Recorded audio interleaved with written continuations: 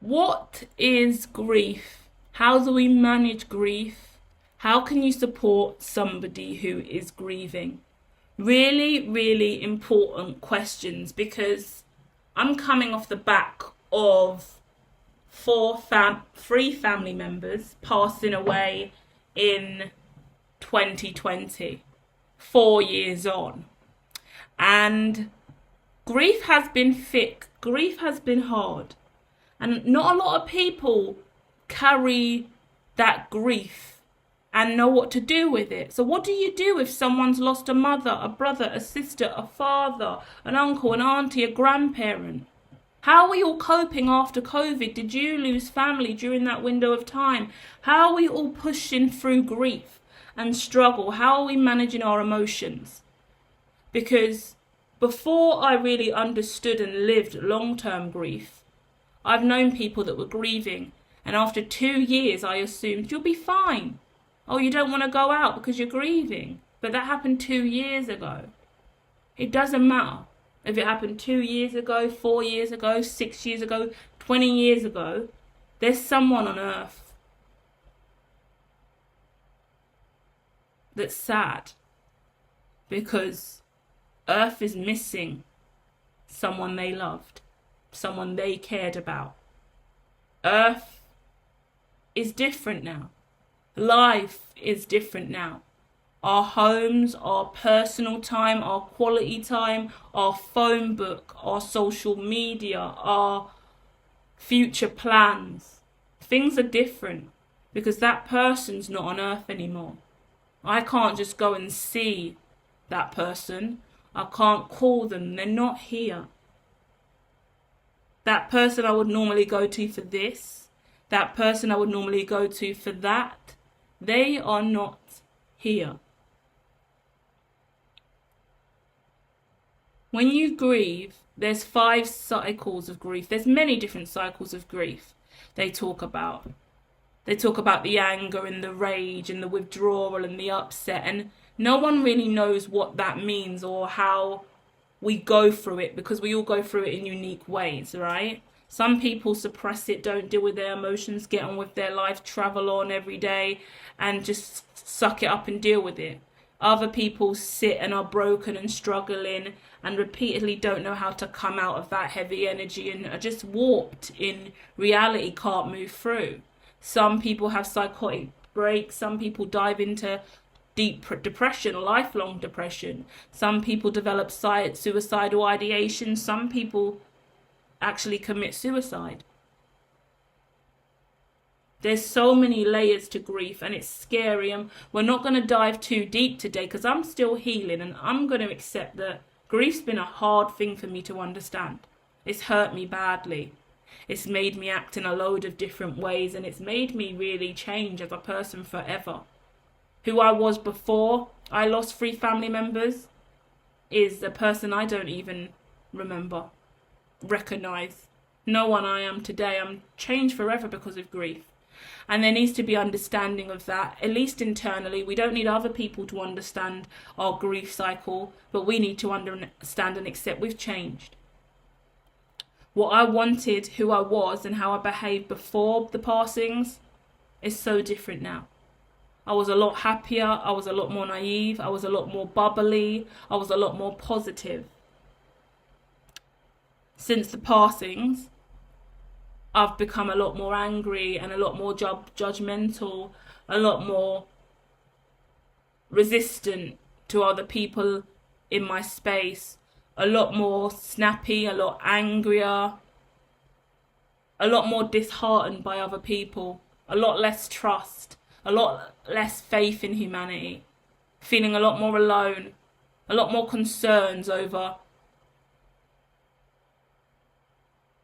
whether or not more people are going to pass away. PTSD, anxiety also came in, depression also came in, suicidal ideations also came in the earlier stages. At one point on the journey, which is probably the hardest part, was I lost my nan during the COVID time, which wasn't related to COVID, and I did get to see her before she passed, and she was having health problems for a while, so we kind of knew it was coming, and she had a end of life plan put in place. Then COVID hit and she passed away, and we had to wait extra long before her funeral. Only a few people could go to the funeral, including my dad, who was really struggling. But 5 days after my nan's funeral, my dad overdosed on heroin and passed away as well. So then there was another funeral that followed my nan's funeral a month later. And I saw my dad 5 days before he passed away at my nan's funeral, where he was smiling and doing the best he could at a funeral, where he had words and conversations with me. He was handing over a lot of my nan's heirlooms, and my nan had all of these medals from my dad. They were his swimming medals. Every time he got a bronze and a silver and a gold in swimming, he got a medal from childhood. My nan had it in her jewellery box, and my dad took them all out and gave them to me and said, "These are yours, I want you to keep them." And he said it in a really suspicious way. I remember stopping in the room and I said, "Don't give them to me, I don't need them. They're yours, you keep it." And he said, "No, I want you to have these." And I said, "Why are you talking like it's your funeral, Dad?" I said, "Dad, this is not your funeral today. You are here and you are alive and you are well and you are not going anywhere. It is not your funeral." And he was like, "No." I was like, "You keep them." He's like, no, I want you to have them. You have to have them." And then I said, "Fair enough, fine, I'll take them," because he was really insistent. But I said, "Don't talk like that, because it's not your funeral. Don't talk like it's your funeral." And I didn't know what that meant. I didn't know what I had witnessed or what I was feeling at that time, but I was really aware that he was talking to me like it was the end of time for him. And 5 days later, he took his own life, in my opinion, right? It wasn't, in my opinion, an accidental overdose. It was a lot of heroin. It's sad, and I can talk about it without crying, which is cool. That's amazing. That's a massive step. I didn't break down once in this audio today, so that's evolution. After that, my grandma, who practically raised me at periods of time and who I lived with, just me and her, for 2 years, after my granddad passed, she then passed away as well in the summer. That was a struggle for me too. I was absolutely lost at that point. I was already in the thick of grieving Nan, totally rocked and mentally disturbed by the loss of my dad in the way in which it happened, to then fall into the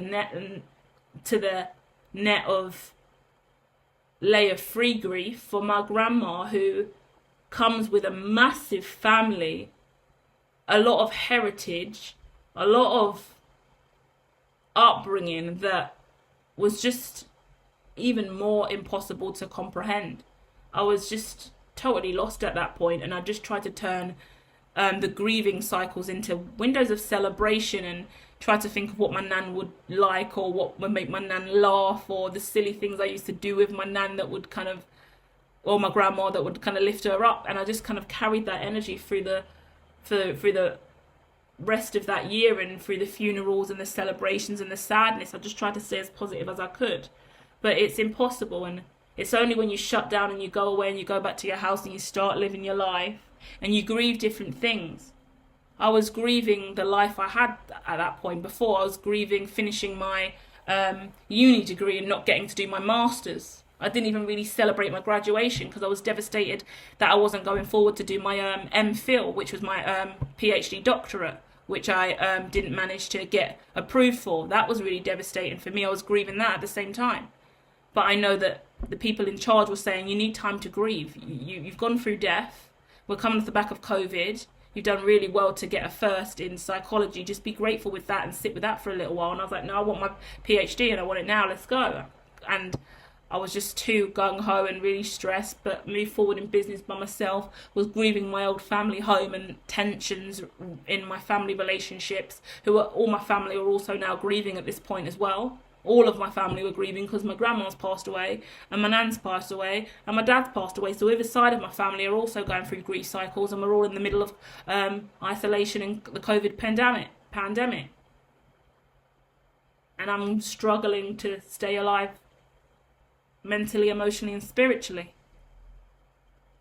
So 4 years on, and I can look back and reflect on the struggles, but I can say it's not been easy, and it's still not easy now. I still miss my nan. still miss my dad, still miss my grandma, and I still have moments and memories. Even though I'm clairvoyant, I'm a medium, I'm a psychic, I connect with past and loved ones on the other side. It doesn't make it easier. Because on earth, we're missing people that we love so much. I'll link in a beautiful post about the boomerang technique, which I developed to help when grief pops up randomly without knowing. It's a lovely little page, a story about grief and a nice technique to help you overcome grief. It's linked below and posted to X, so check that out. But it was worth just diving in today saying, you know that you're going to be okay, right? And you know that if someone's going through grief, there isn't anything you can really do but be there. The best thing you can do to someone is say, I see you, I hear you, I receive you. I don't know what you're going through, I'm sorry, but I understand. And what I could have really benefited from at that time that I didn't get is anyone that was ever really willing to talk to me about it. No one around me was really ever willing to step on the eggshell and say, how are you coping with that grief? Are you okay? You do know that your family's passed away. I know it's been a year now, but are you okay? It's their birthday, how are you feeling? It's the anniversary, are you okay? No one really even in my kind of circle knew those days or registered those days.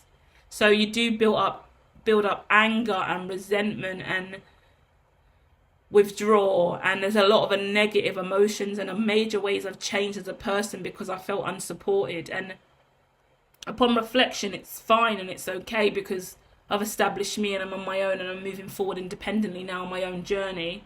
But it's a shame because my whole life changed and relationships with a load of people have changed because it was such a lonely, depressive cycle that I had to go through by myself that it's hard to even look at other relationships or stuff I had with anyone else, because at that moment internally when you're going through the worst, you're kind of crying out for any kind of help and support and you just can't get it. And well, that was a year ago, that was 2 years ago, that was 3 years ago. Everyone's moved on and they're still living their life, but you're still in the thick of it and you're broken and you're not okay and you're trying, but you can only do so much. And you're wounded and you're smiling through it and you're working through it and you're getting on with your life, but there's more things coming at you in life every single day. During that window of time, I've gone through homelessness, I've gone through my business struggling, my business getting better, my business struggling even more, me losing clients, me arguing with family members, me in the thick of childhood depression and repressed memories coming up, me trying to establish myself in business. I mean, life goes on every single day. We're hit with another layer of awkward issues and shit to pile on top of the grief we're still trying to get over from 3 years ago, you know? So just be kind and considerate to yourself and to anyone else that's grieving, and just hold space for whatever they ask for. Some people want more space, some people want more time. Be considerate of that, and if you have time to give it. If you don't, you don't. And then also be honest, be open about it. Be willing to have that conversation saying, I don't understand grief, I'm not good with grief. I'm not willing to talk about grief with you. I'm sorry, it's going to give me anxiety or PTSD. I'm scared to bring it up. I don't want you to cry, or I'm scared I'm going to cry if I bring it up, so I'm going to avoid it. Because what also happened with me, which made me quite bitter and resentful and shifted my relationship with many people, and it's worth sharing, is when my nan passed away. I spoke about this on one of the tarot readings on my channel if you like tarot. But when my nan passed away, some family members and friends found out about it, knew about it, but didn't reach out and say anything. And I was really upset about that. I was genuinely really hurt. And when you're grieving, anything that anyone else does, you judge more. And if you feel unsupported during a grief cycle, you're already grieving, you're in a dark shadow energy, you're already depressive and sad, potentially suicidal. So you're going to be a lot more envious, bitter, resentful, and a much bitter, angry energy. So I'm already frustrated that no one a certain group that I looked at to be supportive of me between family and friends, the ones I expected to really say something didn't. But then when my dad passed, then they all reached out. But at that point, I was already bitter. Because you're family and you're close to me and you're actually one of the people in my close friend circles and you haven't said anything. And my nan's died. So in my head, I'm angry and I'm bitter, like, oh, my dad wasn't good enough. I mean, my nan wasn't good enough for you to reach out and send your condolences. My nan died and you said nothing. Loads of you guys, when my nan died, you didn't say anything. You had no condolences, not even a text. And I know you knew. I've been told you know. So I'm surprised that you made no effort to even send me a text. But now my dad's died, and now you're making an effort. And that, do you see how grief gets you? Because they're obviously struggling as well. They're not going to be excited about it. They don't know what to say. They don't know how to address it. We're all going through stuff in our personal lives. How do we even bring that up? I don't know what to say, you know? They don't know what to say, so they said nothing. But then you've internalized that in a painful way, and you're resentful and upset because you should have at least said something, you know? And then now there's another death, and I'm even deeper in hell than I was before, and now you're saying something. But I'm still upset with the fact that you didn't say anything the first time. Because now it makes me feel like my nan's death wasn't enough for you. But now there's more death on the way, and now you have to say something. Now I feel like a burden to you. Now I feel like I have to be nice to you. Really, I want to shout and scream and go through the cycles of grief, of anger, rage, blaming myself and blaming everyone else, you know?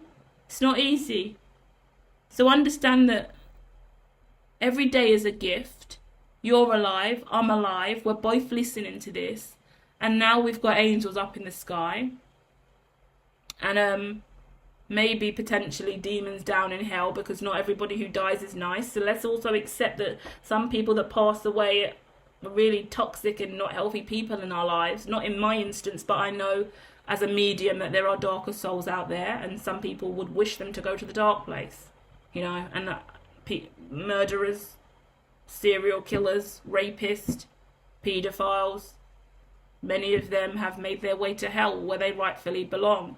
But in other instances, the angels are up there, and we're being guided and we're being protected and we're being loved. And try not to be so judgmental of the ones that don't know how to manage grief or don't know how to heal you, because it is our job to heal ourselves. And we can't hold resentment and be upset at our family members and friends who weren't there for us, because we couldn't even be there for ourselves, you know? And if we could be there for ourselves, then we wouldn't even need them to say anything or do anything. Do you get it? So it's a tough cycle of being angry and resentful, because you're already angry and resentful, and that blame and anger and upset and rage and withdrawal is misplaced, but it has to find a place here on earth, because that's all that's left for the ones that survived and are still living, you know. So it's nice to be able to make peace and talk about that grief and come out the other side and send healing to anyone that's going through it. And just, whether you are the griever, the one supporting the griever, the one that didn't support the griever, the one that doesn't know how to deal with grief, we're all aware that death is a real thing. And it's hard and it's scary and it's overwhelming. And no one's perfect, but we all find ourselves out. If you've recently lost someone, I'm sending my condolences, and I'm really sad and I'm really sorry for you, okay? And just keep going. It gets easier every day that you choose to keep going. And on the days that you're broken and you're weak and you're weary, you cry and you surrender to it and you push through. I've had days and weeks and months of crying and screaming and shouting and banging on the floor, puddles of tears as I sit on the floor, sobbing my heart out, questioning why life is this way, because it's been that painful and traumatic. And actually, I wouldn't want to go through any of that ever again, but I wouldn't change it for the world, because it's installed a lot of strength and resilience in me, and it's made me a stronger person.